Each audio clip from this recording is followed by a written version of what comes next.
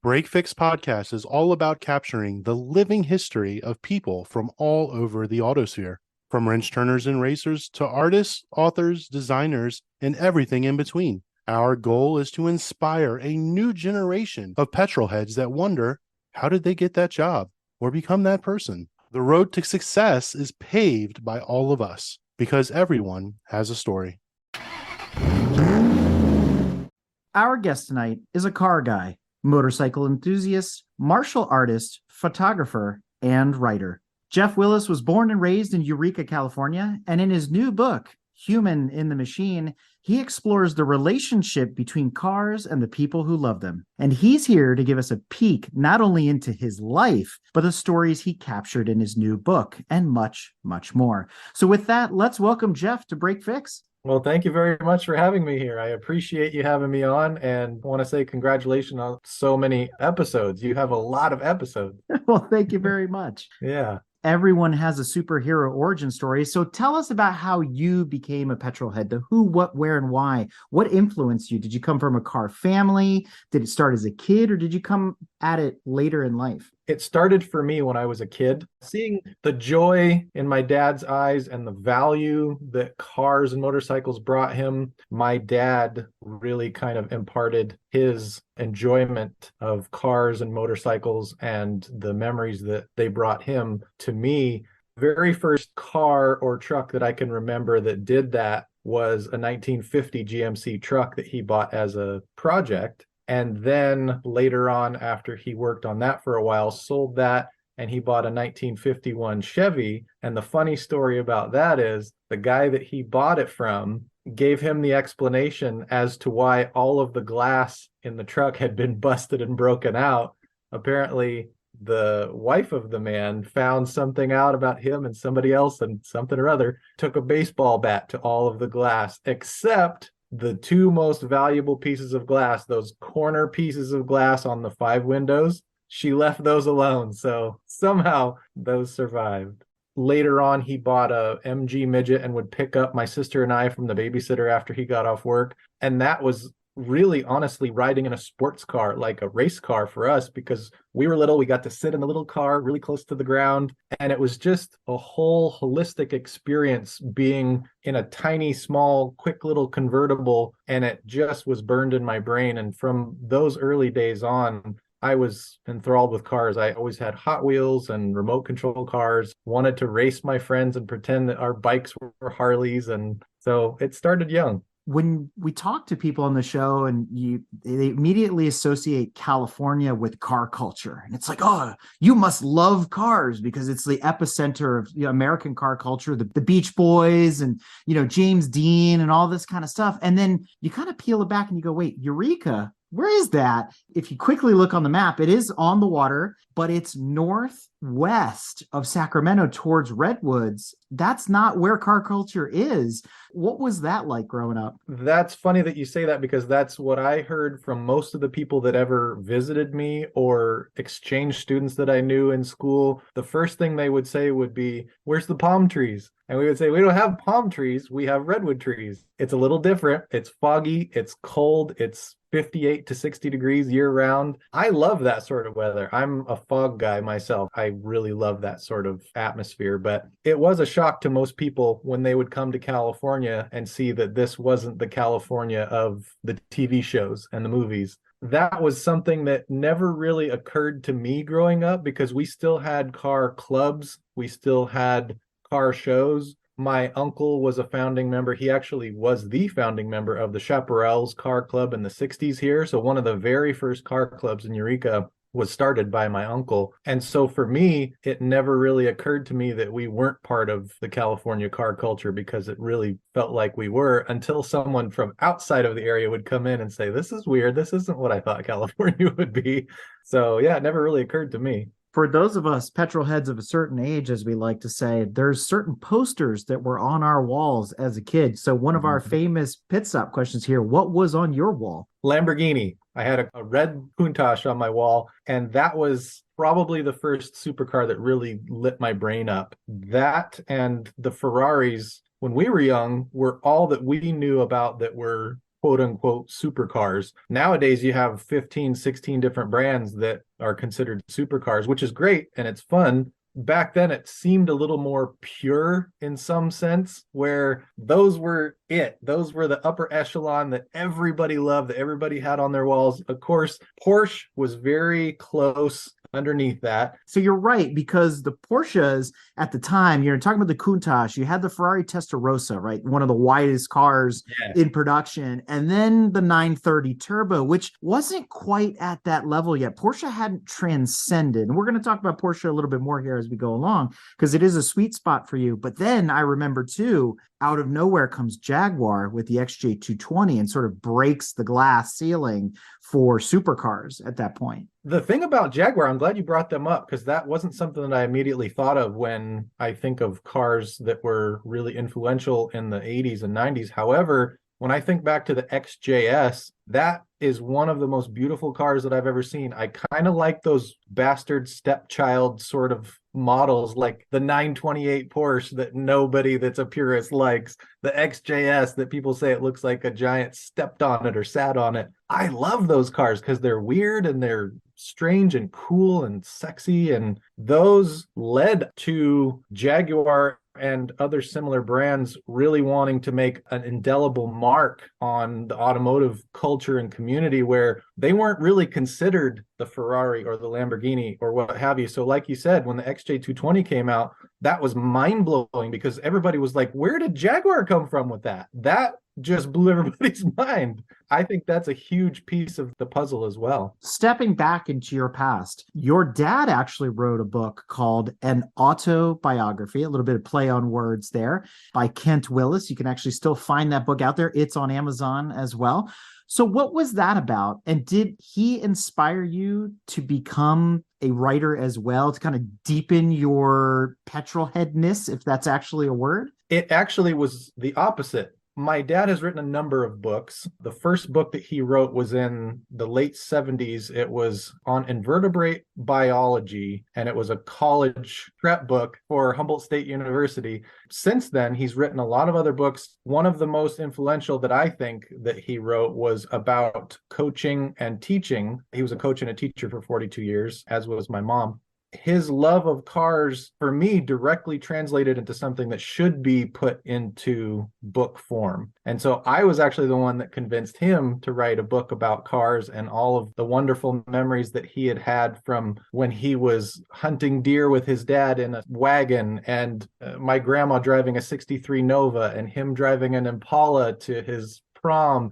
All these amazing cars that people drool over now that were a little more regular back then. He's got all these wonderful memories that are connected to him. I said, Dad, you have to write some of this stuff down, because to me, that's really the only way that you can create, I guess, what you would consider kind of a time machine, where you can go back and really kind of experience some of those things that other people experienced and have it written down so that those stories don't get lost generations to come. You remember your loved ones, you remember great times that you had. These are all wonderful things that I think through writing are preserved. And I think that's beautiful. As you scroll through your social media posts, you begin to realize very quickly that you're a Porsche-phile, and you've got a thing, and you've said it more than once publicly too, that you really are fascinated with the James Dean story. And we had Lee Raskin on here earlier last season, who is a known expert in the James Dean story and Porsche 550s and 356s and things like that. So let's dive into that a little bit more. I know that's part of California car culture as well,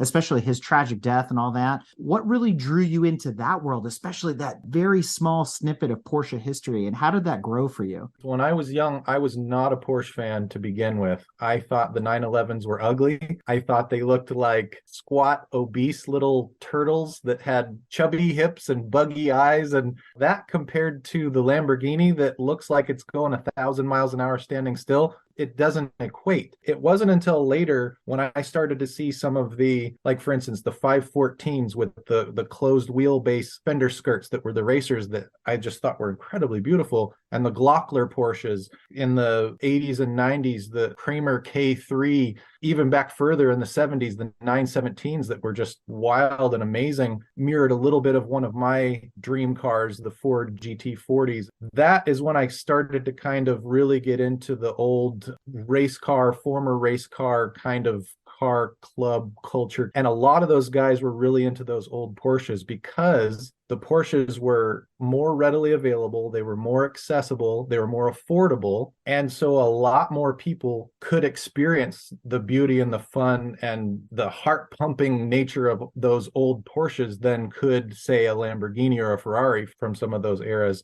Fast forward to when I was writing my book, I met and befriended a really amazing guy named Jack. His real name is Jacob, but they called him Porsche Jack. He was born and raised in Europe and worked for Porsche starting when he was 15 years old in the factory. He got to work on 356s. He got to work on some of the race teams in the 60s and 70s. He was friends with James Dean. He was friends with Steve McQueen. A lot of these guys that were really influential, I got to have a little piece of a lot of the stories that people haven't heard of before and put them into my book. So that even further accelerated my love and my curiosity for Porsches. And I became kind of a psychotic about finding more information about these cars. I have, I think, if I'm not exaggerating, probably 150 books on Porsche alone in my collection. It hasn't stopped, and I don't think it ever will, because there's so much information out there about different models and different stories and races. Some of them in my book, I can almost guarantee that nobody has heard of before. Like, for instance, when Porsche Jack saved the day in a race, there was a Porsche 917, I believe it was, that broke down. There were two of them that they had there. One of them broke down. And so everybody on the other teams was kind of celebrating, oh, we don't have to compete with two Porsches, just one. And everybody thought that that was kind of the end of the day, because if that Porsche broke down, then they were screwed. So then he took the engine out. He drove it 3 hours back to his shop. He worked on it until 3 o'clock in the morning, drove back to the race, put it back in the car, got it race ready. And in the morning, both Porsches came out and everybody kind of freaked out, like, what magic is this? And he said that the announcer said, this is either the car from heaven or the car from hell, because we don't know how that happened. Befriending a lot of people that were in that world and seeing a lot more of the provenance and the history of the brand really kind of got me salivating for more. And that still kind of drives me to find more and more information about it to this day. What I love about that is it falls right in line with what this show is really about too. It's A, capturing that living history, but B, it's those lesser known corner case stories where it's like, if you never met Porsche Jack, he probably told his closest friends 10 times and they're tired of hearing it 1,000 times over. But to the rest of us, it's new and it's exciting. And it's that little just moment in time, even in racing history, where like, that's why that car came back out on the track. And you always kind of wondered, but never knew the story behind it. So that's really cool that you're able to talk to folks like that and bring those stories to light. In your time as a petrol head, obviously you've evolved, you've blossomed like the rest of us, but you spent a lot of time as an automotive photographer. So how did you get into that? Did you make that a professional thing? Has it been a hobby? How have you been able to expand that? Started in front of the camera. When I was younger, it sounds a little silly, but I was a model for quite a while, did some runway stuff, did some print stuff. I was around photography and photographers a lot, and my love of cars had already blossomed and become a thing. Being around so many photographers and kind of picking up a lot of the little tips and tricks they use led me to think, I wonder if I could merge the two and make something out of that. And so I started taking pictures of friends' cars. I wasn't good to begin with. I still am not great. I'm still learning all the time. In fact, I study the model of camera that I have and some of the tips and tricks that you can use to get better. As I started to take more photos, more opportunities arose for taking photos for car clubs and some of the events that I put on. I created a couple car shows, and so I would create the posters, and it just kind of started to snowball from there. And as I'm sure you are well aware, once you purposefully take a step into this world, you can't step back out. you start to snowball and things happen and people talk and they let other people know that you're the guy that does this, and things just start happening. Like, I would never have ever guessed that I would be on this cool of a podcast, let alone having written a book about cars or anything like that, unless I just took that first leap. But along the way, you've also met all sorts of interesting folks. So I'm going to name drop for our audience people like Christian von Koenigsegg, while you've been out photographing events like the Pebble Beach Concours. So any other like cool memories or things that you can share about those types of events? Oh my gosh, there's so many people that I met and people that I met through other people. Porsche Jack, in fact, did a lot of stuff with Leno and Seinfeld and all these other guys. And so it just absolutely blows my mind that I have some sort of a connection to some of these guys that I've looked up to for my whole life. I know that you are in close connection with Colleen from Skunkworks. I followed her for years on Instagram. Never in a million years did I think I would be sitting in her office interviewing her, looking and photographing her Ferrari collection. And yeah, Koenigsegg and Chad McQueen, the list goes on and on. And when I was a little younger, I lived in Hollywood, working there in a couple different places, and I was a personal shopper for some celebrities. Some of the celebrities that I met were actually car people as well. Paris Hilton was a car person. I got to tour her blue Bentley, which was really wild. Jeremy Piven, Terrell Owens. There's so many people that I was in direct connection with that I got to see certain cars and learn of their obsessions for certain models and brands and things like that, that still to this day really appreciate and can't hardly believe. I was in a movie at one point called The Majestic with Jim Carrey, and David Ogden Stiers was one of the supporting actors in it. And I befriended him on the set. We actually hung out a couple times, knew that I was a really big car guy. One afternoon, he said, "Hey, Jeff, come here. I want to show you something." And around the corner, it was that year's brand new Lincoln. And he tossed me the keys. He said, "Maybe you want to drive it." You know, my eyes lit up. I was 18-year-old kid freaking out, you know. It was before any sort of voice activated stuff that we have now connected to our phones. And so he said, "Watch this. Hey, Lincoln, call John Smith." And it dialed. And I just was like, what is happening? So many different people. I mean, I could name 100 different people, but again, it comes back to that love. And like you said, that connection that all of us share, that so many more people than we realize are into this whole scene and this culture and this lifestyle. And all you have to do is ask. It's the coolest thing. You just have to ask, "Hey, can I talk to you? Can I interview you? Can I pick your brain?" And people love to talk about this stuff because they love, you know, the way it makes them feel and the memories and the experiences they get to have. A little bit of foreshadowing there when we dive a little deeper into your book. But yeah, that is pretty much the premise there is, again, the connections to the cars. You brought up something really important about Hollywood. It's always shocking when you realize how many, let's say, behind the curtain car collectors there are. I mean, you would expect, you know, celebrities, they need to burn their money on something. And you have the ones at the front of mind, like Paul Walker. We all know he's a car guy. Name a collection, Jay Leno, like you said, Tim Allen, and so on and line. You're like, they're noted car collectors, but there's other folks in that community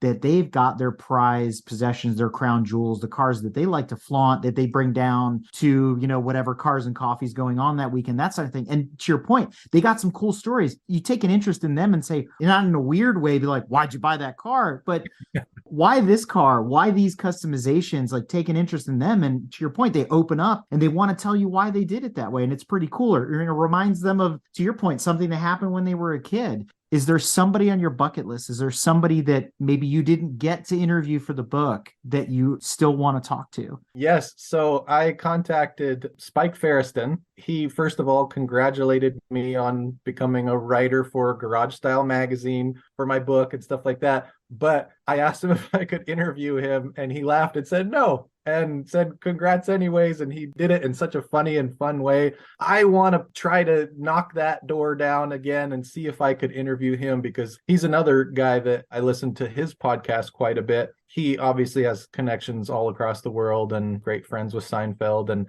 I would love to interview him and or Seinfeld. I would love to interview Mr. Beast. He's a guy that I think is kind of a secret car guy. He's done a lot of really weird YouTube videos where he crushes Ferrari or Lamborghini in a hydraulic press. I would really like to interview him and see if there's something underneath that kind of funny atmosphere that he creates that really kind of makes him tick, because there's other guys that are very similar to him that are very open with loving cars and stuff like that. He's a guy that is very humble, which I think is cool. He says he doesn't need a lot. He doesn't need a big house. He doesn't need cars and stuff like that. I don't really buy it. I think there's something underneath there that, all of us when we were a kid had some sort of Hot Wheel or a video game or something that just really lit our minds on fire. So somebody like that, I would really like to kind of see if I could work my way into the psyche a little bit further than anybody else has. It's funny, at first when you said Mr. Beast, I thought you were talking about Eric Bana, who is also another known petrol head, and he did a movie called Love the Beast. So I highly recommend that to people that want to understand our passion. That opening monologue when he's driving around in his 911 is just absolutely amazing. And it really does set the tone for most of us that are passionate about cars. So you've done a lot of events, Pebble Beach and so on. And even most recently, you've written about Velocity and Lufka 8 and things like that. So what are some of the best events? What are some of your favorites? What are some that you're looking forward to, even just going to, or maybe shooting as a photographer? The most exclusive, albeit most laid back show that I've ever been to was the Pixar car show. And that was one that I never thought that I would get into. Obviously, this is a theme. A lot of things that I never thought would happen are happening. But I got to meet a lot of really great car people. I got to meet a lot of people that worked at Pixar that were kind of secret car people that came out with these fantastic old Porsches and Lamborghinis and old Chevy builds and things like that. I was dating someone at the time that worked there, and so I kind of hung out at the Pixar campus quite a bit. When I got invited to the car show, which was one of those things that as a car guy, I had heard about, little rumblings about, but I knew there was no way that the public could ever get in. So when I got invited, I kind of freaked out a little bit. And that was one of the greatest shows I've ever been to. And it was so laid back, and Chip Foose was there. Leno stopped by, a lot of the, like we're talking about, the staple guys were there. It was cool to kind of just be hobnobbing around with these guys and kind of just saying, hey, what's up? And, we're all eating a hot dog and looking at a car together. And it's these guys that I've watched on TV since I was a kid. The other event that is in my mind is the one that you said. So Luftgekühlt 8 was the most well curated event I've ever been to in my life. It was the coolest setup, where there was a really beautiful, wonderful juxtaposition of the beauty and art of the cars with the stark, gross industrial background. It was all stone, weird brick. It was just a perfect mixture of the two, where it really made the beauty of the cars pop. And it was great for photos. And the way they set up all the warehouses with, there was a coffee shop in one, and there was a group of 917s in the other. And then I don't know if it was Rolex or Chopard or somebody had a place where they were showing off their $200,000 watches, while somebody with ripped jeans was smoking a cigarette right next to it outside. It was just all these weird mixtures of all these different kind of styles and cultures and stuff that I've never seen before, but I really appreciated it. It was so cool. So what's funny about that event, put together by Pat Long, one of the Porsche drivers, Yep, Patrick Dempsey, et cetera, right? All those guys together, they did something similar to that at Petit Le Mans at the end of 2021 at Road Atlanta. And I was privy to get into that, where they have that kind of style that they use too, where the cars are in these crates, but they're not in crates. They almost look like model cars. So they had some of the Brumos cars, like Hurley Haywood's 964 Turbo, one of the 935s, and a couple other things. So they did a miniature version of that at Road Atlanta. And here on the East Coast, that's as close as I've gotten to that type of event put on by the same folks. But it was awesome because the setting was in the 12 hours there at Road Atlanta. So you're watching the endurance racing going on. You've got this whole hospitality thing and the cars and talking to people. And so, yeah, it's a really cool vibe. And if you're fortunate enough to maybe, I guess, go to Luftgekühlt 9, if you're listening to this or one of the future ones, definitely check it out because they're doing some really cool stuff. Love it. Let's peel back another layer of this bloomin' onion here. And let's talk about your eclectic portfolio of vehicles. You take a quick scan through your social media profile, you'll see things like a Fiat 124 Spider, VW Bug, an early Porsche 928, and a bunch of other things. So why these cars?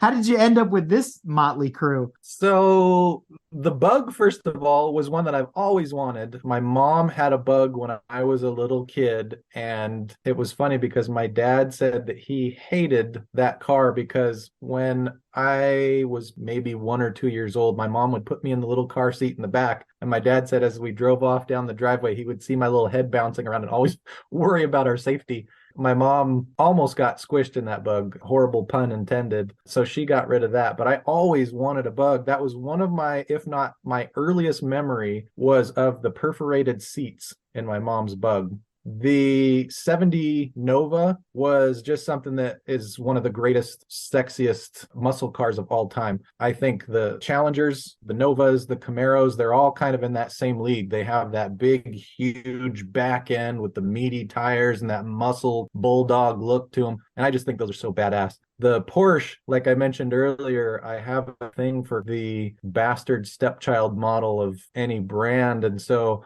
I really am drawn to that car because not a lot of people in the Porsche world really show a lot of appreciation to it yet. Yours is a 4.5 liter, right? Yeah, it's a 1980, so Yeah. it's the automatic. It would have been cool to have a stick, but I'm okay with that. However, when I got mine, I was looking for that particular car, that model, and I found one and it was for sale and it was on Craigslist. I contacted the lady a day too late. I thought, it's a little more than I want to spend, but I contacted her. She said, I'm so sorry. I sold it yesterday. I was brokenhearted, so I went and I bought an 87 Vet instead. I really love all the 80s cars, the really kind of low profile, making me reminisce of my childhood kind of cars. So I got the 87 Vet, just love that thing, just burn the tires off that thing. A year and a half later, the exact same Porsche 928 came back on Craigslist, and I called the guy immediately and I said, I got to come over, I'll take it. I didn't argue with him about the price. It was a little more than the last person had asked, but he was a chiropractor in the Bay Area that tried to tinker with it himself and didn't really know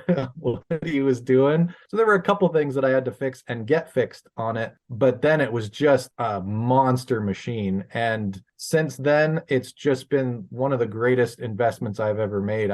Since I bought it in 20, I don't know what it was, 16 maybe, it's quadrupled in value, which isn't really that important to me. That's not really necessarily the monetary value, but everywhere I go, people freak out and give me thumbs up. That's a cool car. Oh, I remember when I had one of these, or my dad had one, or whatever. That's the other thing that I really love, that my dad also really loves in his 51 Chevy 5-window, getting thumbs up and really kind of eliciting a response from people. That's part of the whole fun of driving these cars out in public, is inviting people into this chaotic fun that they create and all the memories that stir up, and people really reach out to you and start conversations and you make friends. And I have a number of other cars, but those are the ones that really have a lot of meaning and background to me. So if you had to buy something brand new today, what's your hot take? Brand new, affordable, Money is no object. What would you buy? I would either go with Koenigsegg or Pagani. I think those are two of the most beautiful car designs of any generation. Other than that, I have a real thing for the new Corvettes. The performance of them, the look of them, the affordability of them, all of that appeals to me. But Lamborghini always has my heart. Besides Koenigsegg and Pagani, any Lamborghini. I really like the new Huracans, but I really love the 2004 Gallardo, the original Gallardo. I think that's just such a cool, compact little thing. And that car, I've driven a number of them. That is the closest thing that I have ever experienced to being inside a video game. You haven't driven a Nissan GTR then, because it's exactly like being in a video game. I have not, no.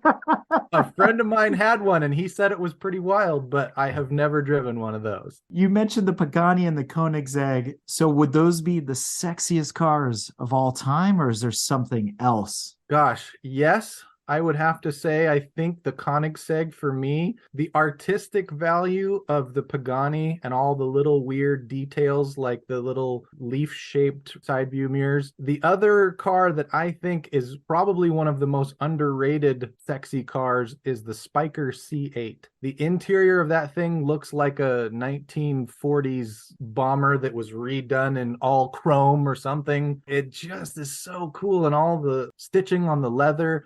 Every single thing in that car is very obvious that it was hand done and meticulous and gorgeous. The Spyker C8 would be a very close sexiest car. So the opposite of that. Do you have an ugliest car? The ugliest car that I can think of would be what I call the carved turd, and that would be the Tesla. Oh, wow. That's the first time somebody's brought up a Tesla as the ugliest car of all time. I just hate Teslas. Everything about them, the background of them, the history of them, the look, everything I can't stand about them. Well, then you will enjoy our Tesla retrospective episode.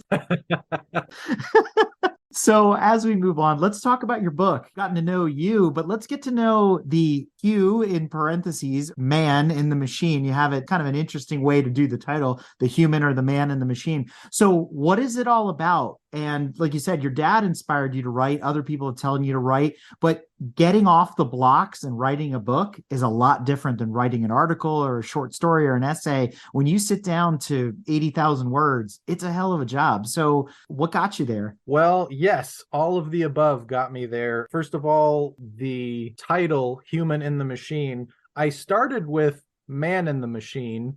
And I thought, since I have been interviewing so many women that have really made a big difference in the automotive culture and industry, I thought, it should be human in the machine, because especially nowadays when it's a lot more accepted for women to be such a huge part of this industry, I think that should be celebrated. I think that's really cool. When I interviewed people such as Jessie Combs, before she obviously unfortunately passed away, it really opened my eyes to the fact that a lot of these women are real true pioneers in the sport, in the industry, and they're doing a lot of really cool things. That's one of the big reasons why I chose that title. The original inspiration did come from my dad writing his book, but the start of it, just like you said, was incredibly hard. I started this journey in 2016 and really started to put it down pen to paper in 2018. And so from 2018 all the way through COVID, with all the things that, went up and down, and I stopped, and there were times when I said, screw it, I don't want to finish it. I just want to throw it away and never do it again. Through all that up and down, it also was something that I really started to take hold of as far as a motivation to finish. It was a goal of mine to finish the book, to get it published, to get it out there. My ex-wife, Michelle, was a huge help in formatting and editing and things like that. I definitely have a lot of appreciation for her motivation for me to finish as well. But it was a tough journey. It was a lot of ups and downs in life. But what kept me going is these stories that I was receiving from people. I thought to myself, I can't keep these just to myself. I have to share these with the world. I'm glad I did, because there's a lot of things in there that, like I said, I don't think people have heard before, that they'll appreciate, and people and stories that need to be shared and passed from generation to generation so they don't get forgotten. On Amazon right now, if you go look for the book, you'll see the book jacket on there, but there's no preview of the inside of the book. So for those folks that are kind of wondering how the book is arranged, is it a compilation of short stories, or are you telling a larger overarching story that threads all of these people together? It's more of the former. It's a bit of a hodgepodge. I took a little bit of inspiration from one of my favorite automotive authors of all time, who I was really lucky enough to interview for the book, Tom Cotter. He tends to organize his books in short story to short story format. My book starts out with a little bit of my history, a little bit of storytelling, and then transitioning into short story to short story. And then towards the end transitions into a bit more of a hodgepodge of things that I appreciated about the culture and the industry that I really kind of just had rattling around in my brain that I wanted to get out and on paper. So there isn't a real strong format followed throughout the whole thing. It's a bit more of a free flow thought to paper kind of approach. Hyper focusing on the person that you interviewed there. So you mentioned a few: Porsche Jack, Jessie Combs, Tom Cotter, Afshin Enya from Petrolicious is in the book. Are there any other folks that you might want to name drop that would get people excited to pick up a copy? So Afshin, first of all, was one of the nicest people I've ever met. He was so cool. And Petrolicious, I just have to say, is one of the greatest things that I have ever come across. He does not any longer run the brand. There's no ill thought towards the way it's run now, but I think something was lost when he left the brand. when he and his wife were running the brand, that was the most perfect storytelling platform I've ever seen for any automotive piece of culture. It was something that helped me get through COVID and not go crazy. It helped me through a breakup and not go crazy. It helped me to find other people like me that had similar stories. And I reached out to a couple of them, got to know some people that I wouldn't know otherwise. That was just a wild experience in itself, because Petrolicious was something that I was very closely connected with for a number of years before I got to talk to Afshin. I got to talk to people such as Elspeth Beard. She was the first female to ride a motorcycle solo around the world. And her book, Lone Rider, that is one book that I would suggest that people go out and read if they're interested in a really cool origin story of how someone starts a journey and really finds a value in the motivation of why and how, and the people that you meet along the way and the experiences that you have. Just so many different people that I got to talk to, interview, befriend, that have been a part of this book. It's just been a really wonderful journey, and I can't thank these people enough. For young aspiring writers out there, or maybe some veterans that are looking to do their next book, do you have any advice, lessons learned, things that you can pass on? Don't give up. That's the biggest thing. I'm not a professional writer. I didn't go to school for writing. I'm not a professional editor. But I'm really proud of this book that I created and the stories that have been told in it. It wasn't an overnight thing that I just said, oh, I'm going to do this, and then boom, it's done. It was a long process of gathering information, meeting people, interviewing them, putting the information in a format that could be understood, editing it to where it looked and sounded a little better, doing formatting so it would look good in the book format itself, finding out how to self-publish on Amazon. I couldn't afford to hire a publisher to publish for me and buy all my books up front. So I did self-publishing on Amazon, where it's a pay-as-you-go thing. And I created it so I'm making $1.04 per book or something like that. So the idea was never to get rich. That's the other thing that I would give as advice to someone. Don't think about the money or the prestige or whatever. Think about how your passion is going to be translated and how people are going to receive it and how they will best receive it and understand it and enjoy it, because people are always dying for something that will make them feel good or remember a great memory that they had from when they were a kid or what have you. Focus on the passion. Don't give up. Understand that it's not as big of a bear or a monster as you think it is. It's a lot of work, but if you take the steps to get there and you ask people to talk to you, they will. And if you ask people to interview, they will. Most car guys and motorcycle girls and the like really love to interact with other people that are like-minded. And so you don't get a lot of no's when you ask to talk to people about this stuff that everybody loves. So that's the other thing, just kind of being bold and not being afraid. We've interviewed quite a few authors on this show in the past, and we always like to ask them, what are some of your recommended reads? You mentioned one, Lone Rider by Elspeth Beard, but are there any others on your list that our listeners should check out? I have a whole stack of them here. The biggest thing that I can say is think about what really drives you, what you're passionate about, and then just find stuff about it. There's going to be pamphlets and magazines and books and shows and DVDs. Just go out and search for it. And one of my favorite things to do is to go to the local bookstore, to the thrift store, to yard sales, and find little gems that aren't readily available for the entire public to find. And you find out little cool pieces of information about the thing that you love that not everybody knows. And that's kind of fun to find those little treasures. I would just suggest, first of all, finding the thing that makes you tick, and then doing research on where to find literature about it. Yes, I would recommend Elspeth Beard's book. There's a number of Porsche books that I would recommend as well, because I'm really into that scene now, that culture. My dad's book, I'll give him a little plug. As you mentioned earlier, you also freelance for Garage Style Magazine and Exotic Car Marketplace. We've had both Don Weberg and William Ross on the show previously, many times actually.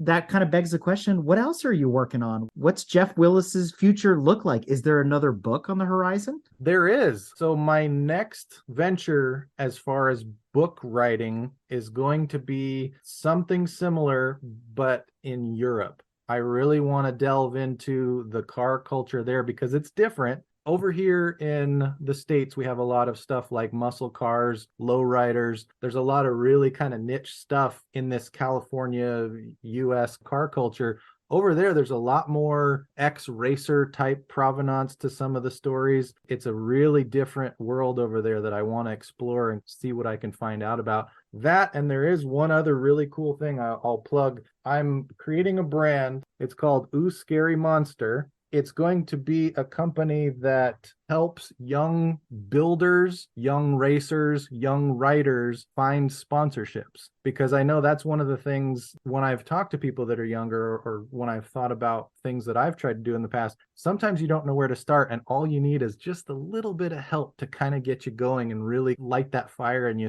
I always like to say, wouldn't it have been crazy if somebody like Hurley Haywood that you mentioned earlier, Senna, or somebody like that, or, you know, one of the racers now, what if you sponsored one of those guys when they were young and doing kart racing or what have you? How crazy would that be of being part of that story? A lot that I want to do with that, something that I really want to get started in the near future. Well, Jeff, with that, any other shout outs, promotions, or anything else you'd like to share that we haven't covered thus far? First of all, just want to thank you for having me on the show. This has been an honor and a privilege. I would like to thank my parents and my sister and my ex-wife, Michelle, my friends, Daniel and Bobby, everybody else that was a part of the book that I interviewed or talked to, or even mentioned that I was writing a book and they gave me, you know, a pat on the back or encouraging words. I just want to say thank you for all that. And I hope that people enjoy my book and look out for Ooh Scary Monster in the future. The Human in the Machine is a book about cars, motorcycles, and the people who love them. In it, you'll hear from well-known automotive personalities, authors, stunt drivers, and regular Joes. To learn more, be sure to follow Jeff on Instagram at DarkSideSmiley, where he posts photos and thoughts on his continuing automotive journey, as well as a link to his new book on Amazon.